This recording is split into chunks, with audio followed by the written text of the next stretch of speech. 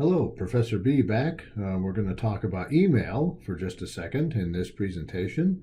According to Statista.com, roughly 300 billion emails are sent and received every day so far in 2020. That's a lot of email. So let's jump in and see how we might use some tips and tricks to make ours more effective and better for our reading audience. Let's dive in. Hello, Professor Luke Buckley back with us, and we're going to talk a little bit in this presentation about email etiquette. It's mainly geared toward my technical writing courses here, but the principles apply to anybody, anytime, any place. It's a great tool to use, so let's dive in and look at some particulars. The first being, why would we use email? One of the best ways to reach somebody is to have something waiting on their desk when they get back. Email lets us do that electronically. We can send it to their inbox, and we would assume that they are going to fulfill the other side of the contract and read it when they get back and see they have messages. Email works great for information which is not time-bound or time-sensitive. It can sit in the queue and get processed as necessary. If you want to send other documents, you can easily attach them to your email and ship them off to one or many people in a very quick manner. Okay? We can use carbon copy or blind carbon copy to add many people to the recipients list. Okay? Difference between carbon copy and blind carbon copy is obviously the blind. The recipients cannot see who else the document went to. This is great for thwarting people that like to hit the reply all every time they reply to their messages. If you stick the recipient list in the blind carbon copy, then if they hit reply all, it only goes to the original sender and avoids annoying all the other people. And the best reason to use email is it provides you a written record with a potentially long chain of conversation. You can go back and forth many times, and you have the whole string there at your fingertips. Okay? You might not want to use email if your message takes a long time to relay in the written word, or if the message is complicated. We're looking for simplicity. That is one of the hallmarks of technical writing. Keep it short, keep it accurate, keep it concise, and roll through the process. Okay?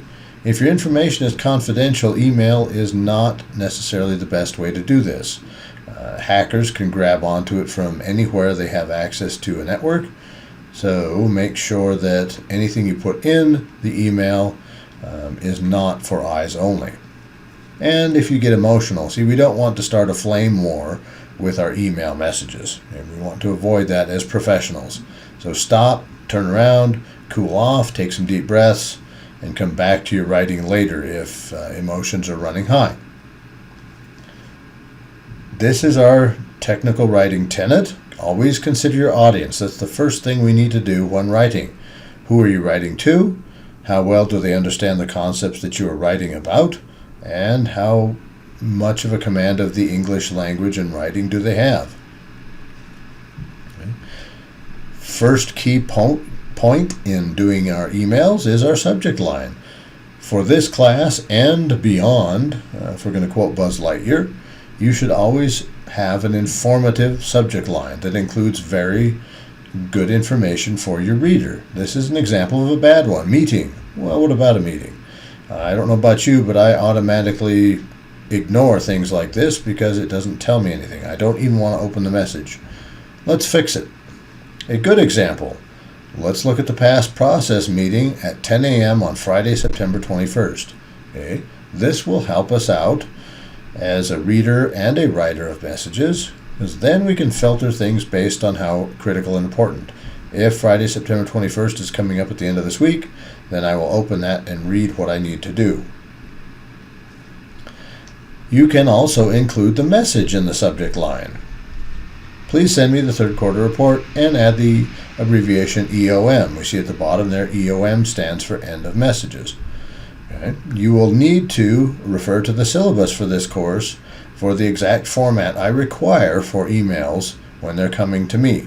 If you do not include that, there's a good chance I will not see your email. I get sometimes a couple hundred email messages a day, and I have to sift through them all.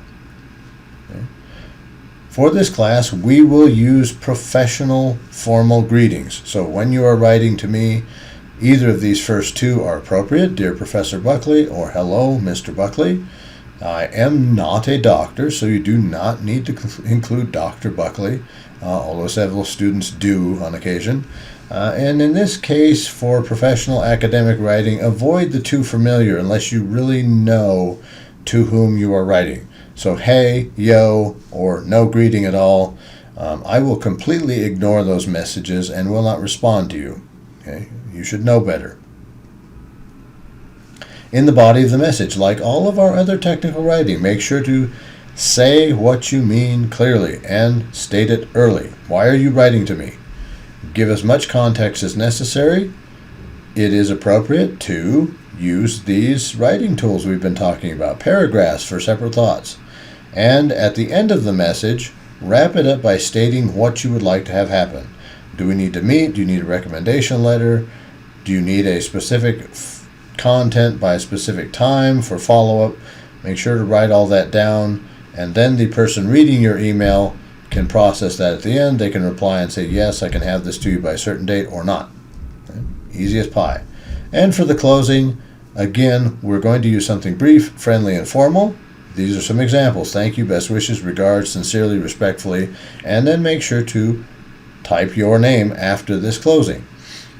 Another professional option is to always have a signature block defined in your email program. And for signature block, you should include at least your name and how to get a hold of you.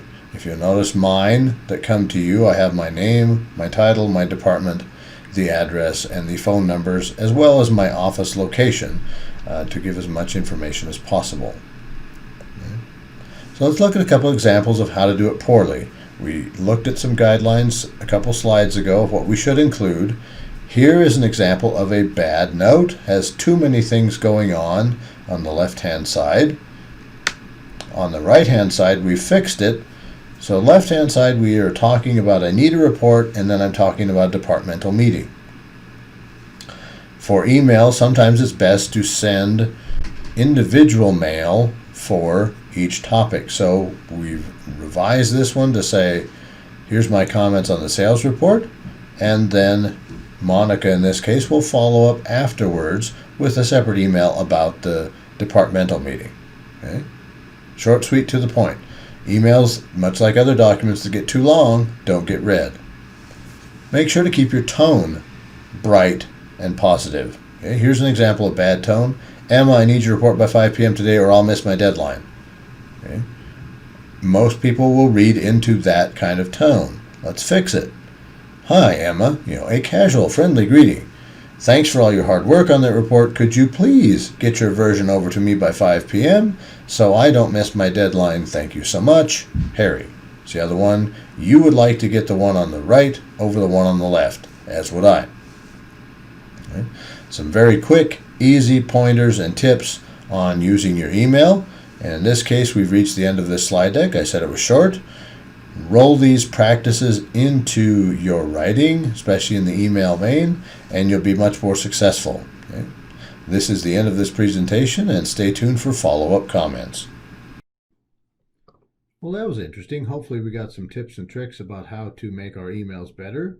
And since we're going to be part of that population of several 100 billion emails in and out a day, email has arguably become the top way of communicating for not only personal but professional writing.